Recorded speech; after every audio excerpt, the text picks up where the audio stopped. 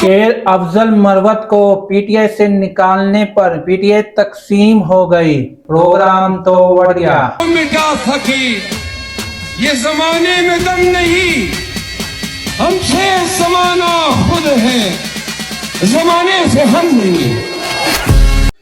Imran Khan Adiala jail का सियासी शिकायती cell बन चुका है। जी हाँ, इमरान खान गुज़िश्ता रोज़ शिकायतें लग रही हैं। अमीन गंडापुर, जिसको निकालने का कहा गया था, इमरान खान से अडयाला जेल में मुलाकात।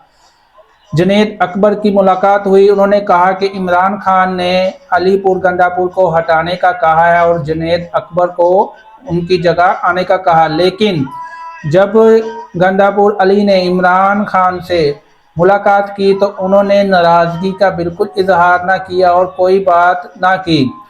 सहाफ़ी ने कहा कि इस वक्त तरीक़े इंसाफ का सबसे बड़ा चैलेंज अपनी पार्टी को इकट्ठा रखना है। तरीक़े इंसाफ की पावर दिखाने की कोशिश पंजाब की क़यादत न कर सकी, इसलिए इनको एक होना होगा। पाकिस्तान पीटीआई की जमात में मसाइल ही मसाइल नज़र आ रहे हैं। इमरान खान का अडयाला जेल का सेल शिकायती सेल बन चुका है। खैबर पख्तूनख्वा में एक वक्त पार्टी में जितना तकसीम है, ये हुकूमत चलाना मसला हो गया है।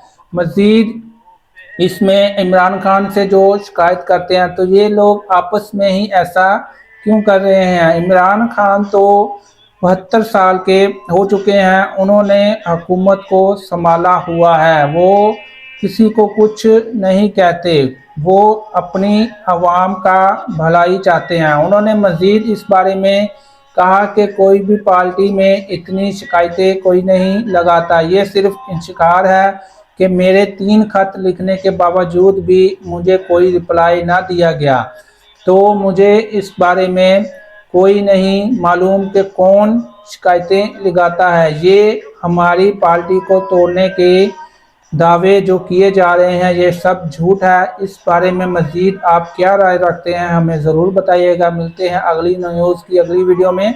अल्लाह हाफ़िज़।